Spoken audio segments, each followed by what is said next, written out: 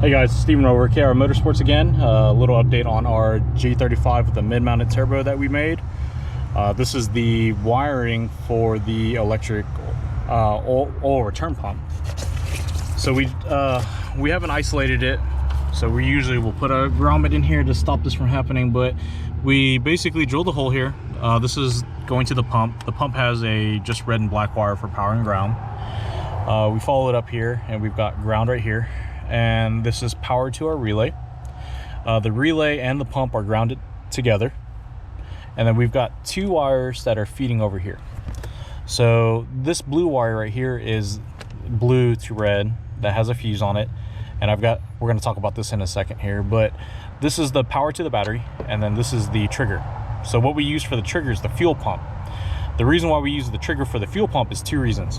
One, when you first key on the car, they both prime. So the oil pump will prime with the fuel pump, and then it'll pull it out, and then it'll shut the pumps off.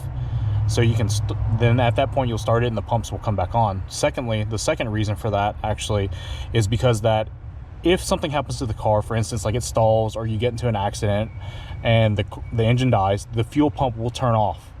And once it turns off, it will in turn turn off the pump, so it's going to save it. Now, as far as this fuse goes, this fuse, in all actuality, needs to be closer to the battery. If there's a short that happens here, this wire will still be live because the fuse is here. Now, the reason why we have the fuse here is because we always run a circuit breaker. We're going to run a ton of things off of battery power, aftermarket stuff, obviously, and it's all going to go to the circuit breaker. So that's why there's a fuse right here, plus the ease of access to it. But yeah, if you're not going to be running a circuit breaker, you really want the fuse on the battery side. So we're going to go to the other side.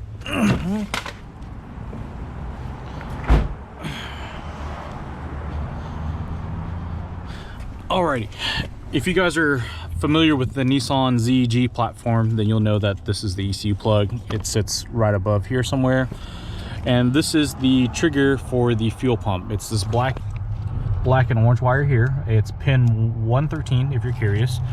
But yeah, so basically when this is all hooked up, the ECU triggers the fuel pump to prime. It's going to turn on our oil pump relay here, and then it'll fire it up.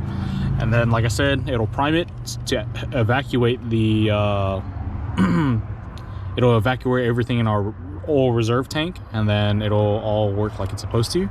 This is the wire coming from the inside for battery power. Now, I wanted to give you a note that's specific to these types of cars. We see it all the time here. Guys run wire through this grommet. So do we, clearly. But the biggest problem that you have here is that people never seal this back up.